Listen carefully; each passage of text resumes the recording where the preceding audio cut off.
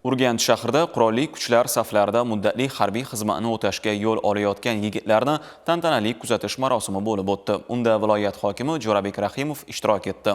Hozir shu haqda. Har bir yigit vatan oldidagi eng sharafli burchini ado qilishni orzu qiladi. Harbiy libos kiyib, saf tortgan mana bu yigitlar bir olam hayajon bilan yurtimiz sarhadlarini himoya qilishga shay turishibdi. Bir vaqtlari askar akalarni harbiy libosini kiyib, uydagilarga vatanimga xizmat qilaman deya barillayotgan so'zlari bugun ro'yobga chiqmoqda. Ikkalamizdan yosh vaqtimizdan ko'rib, havas etib, endi shu O'zbekistonni himoya etmoqqa shu jo'garlarimiz bilan hammamiz yetib boramiz. Yurtimiz oldidagi vazifamizni ado etib, yorug' yuz bilan uyga qaytishga va'da beraman. Men Masharipov Muzroqbek, Kenjaboy o'g'li Yangiyo'l tumani Mudofaa ishlar boshqarmasi tomonidan muddatli harbiy xizmatga chaqirildim. 1 yil muddatli harbiy xizmatni o'tash bizning burchimiz. Shu burchni bajarish va ado etish uchun yo'lga otlanyapmiz. 1 yildan keyin ushbu burchni yorug' yuz bilan bajarib qaytishga va'da beramiz. Mamlakatimizda so'nggi yillarda harbiy sohaning tubdan isloh qilinishi natijasida zamonaviy armiya safida xizmat qiluvchilarning soni ortib bormoqda.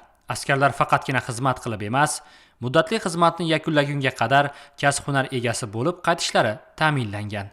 Eng muhimi, farzandlarni voyaga yetkazib, ularni muddatli harbiy xizmatga yuborayotgan ota-onalar cheksiz faxr va g'urur hissini tuymoqda. Bitta o'g'lim harbiy kichkinamni yuboryapman. Omon-sog' borib, uylarimizga omon-sog' qaytqay. Shu xalqimizning xizmatida yurgay. El yurtimiz tinch bo'lsin.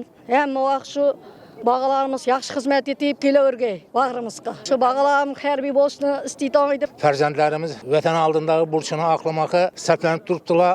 Sağ omon bo'lsinlar. Hozir bu yerda to'planib turib, o'zimni bundan 45 yil burun armiyaga borganim yadıma tushib ketdi.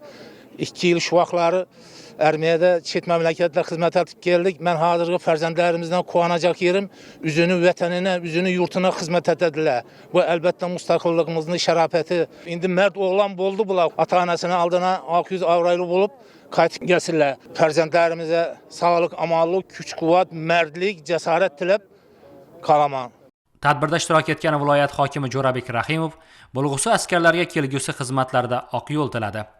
Jaloliddin Manguberdi haykali yonida saf tortib yo'lga otlanayotgan yigitlar buyuk ajdodlarga munosib bo'lib, vatanimiz sarhadlarini istiqloldan himoya qilishlariga ishonamiz.